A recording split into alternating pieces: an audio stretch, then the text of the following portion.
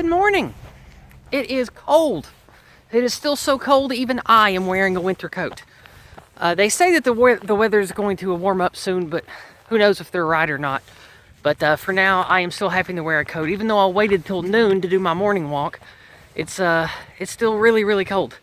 Today, we're going to talk about money, inflation, business, etc. And I'm going to share some thoughts of mine about 2023 and 2024. So we're walking up into the nice wealthy people neighborhood that I get to frequent.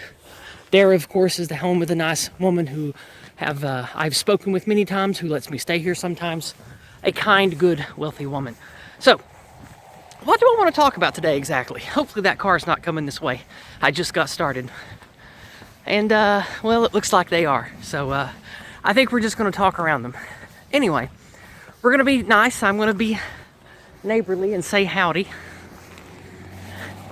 Howdy! All right, I don't want them to think that I'm trying to film them, so I turned the camera around. Anyway, let's try this again. So, I want to talk about money, finances, the way that inflation's shaping up, buying habits, the types of things that we purchase. I think that the primary thing that we all need to take away from what's going on economically right now is that we have no guarantees. There are no guarantees at all that a year from now, 2 years from now, 4 years from now, something stupid's not going to kick off in Ukraine or some other type of disaster that is going to further tank the strength of the US dollar and the respect that the petrodollar gets from its military backing war machine. So, with that being said, what can we do? Well, I think that beyond the obvious of making sure that you have some food and some supplies put away, I'm not saying go crazy with prepping, but having 3 to 6 months of all your basic supplies on hand, that's just normal around here in Appalachia. I recommend everybody does at least that much. But things that will have intrinsic value, no matter what currency, no matter what the state of the currency is. Now, of course, you guys who know me, you know that, oops, sorry, I forgot I had an alarm set to make a video today. Anyway,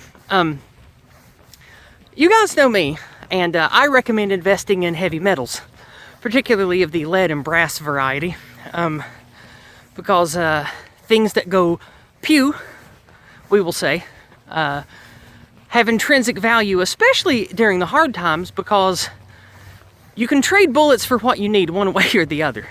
So they are always a good surrogate for currency when things go very badly. But let's assume, for sake of conversation, it doesn't get that bad. I don't think it's going to get that bad, at least in the next couple of years. So there's another vehicle coming. There we go. Okay, he's gone now. I didn't know how loud that was going to be or if you wanted to talk to me, so I put the phone down.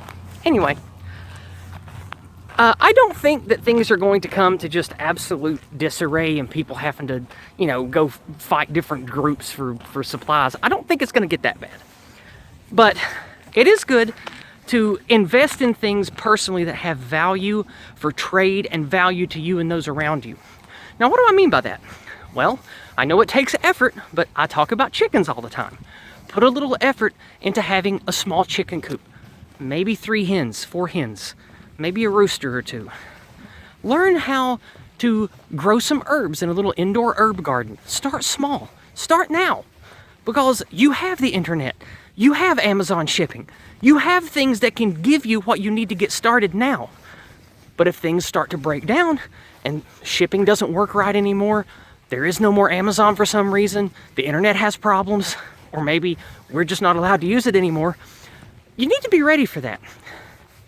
And I know that this might sound kind of wild to some of you, but this thing that we call civilization or advanced society, small hiccups can lead to major issues with basic trade and basic production of what it is you need to live.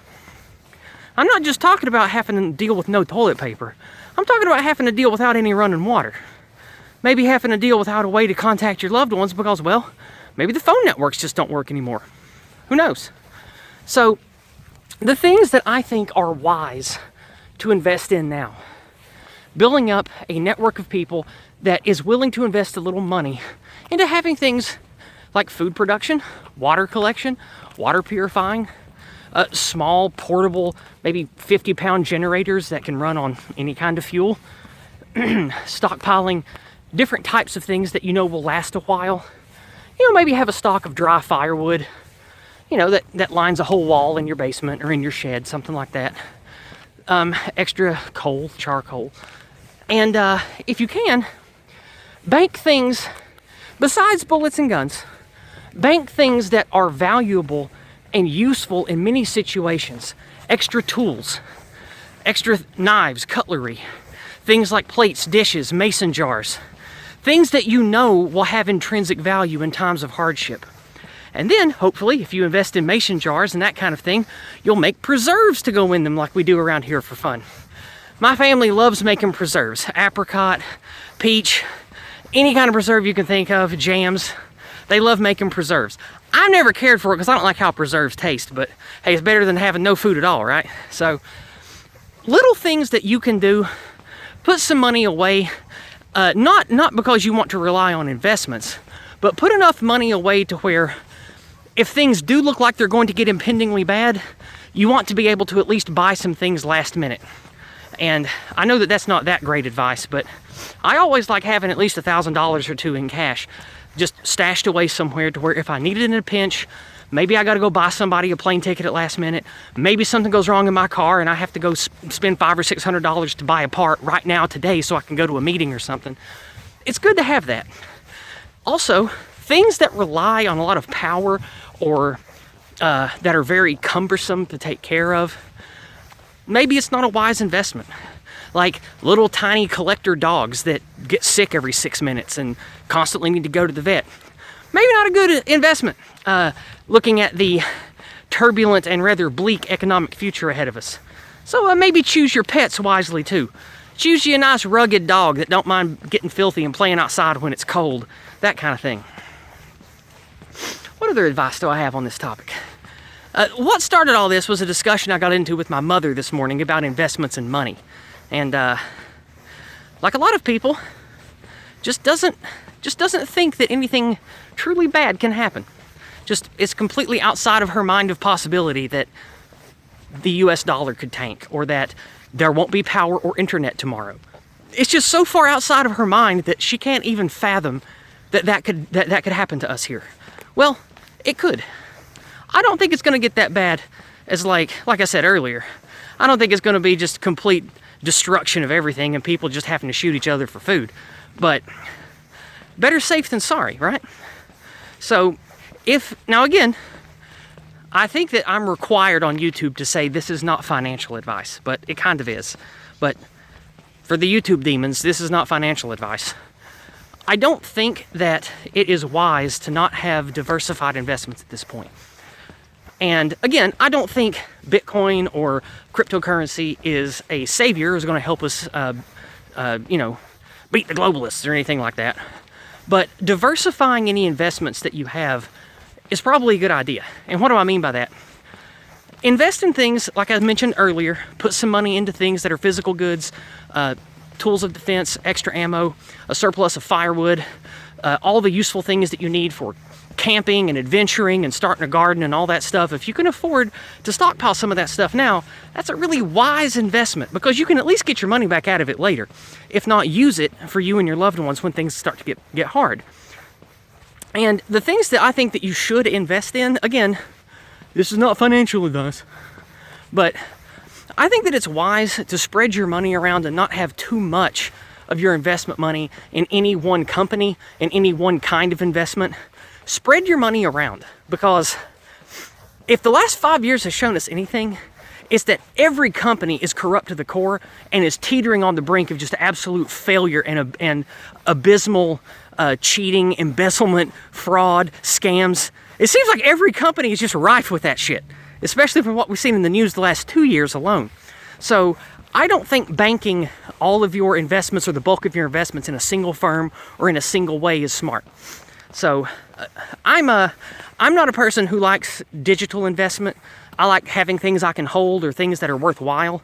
You know, that's why me and my mother invest in heavy metals, one 400 count box at a time. But you know, that's not for everyone, especially if you live in an area where that's just not tenable or not part of the culture. So let me know in the comments below what you think. Do you think that as we approach unfortunate amounts of inflation and a mix of social and economic hardships, what do you think are some wise, fastidious things that a person can do that cares about having a future and cares about surviving whatever hardship comes? I'd like to hear what you have to say. And my nose is starting to run. Whew. I like it cold, but I wish it wasn't quite this cold. Hopefully it warms up just a bit in the next few days. It's making morning walks really hard. Anyway, I think I've blathered enough about this, and I got a cold walk ahead of me to get back, so I'm gonna go ahead and wrap it up now. This Sunday is when the next Corner Club is. I'll be speaking with Cringe Walker, the man behind the very interesting fake future propaganda posters that you've seen me share of memes. Cringe Walker's been on Discord and Dragons a couple times. He's a friend of mine. He's a lot of fun, and like AA likes to call him, he's a deeply subversive character. But he's a lot of fun. We're going to have a good conversation, and one of the only times we can make it work between our schedules is Sunday afternoon.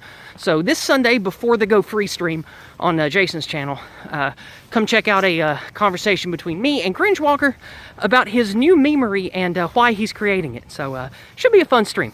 I hope you guys have a wonderful week, and I'll see you Sunday. God bless.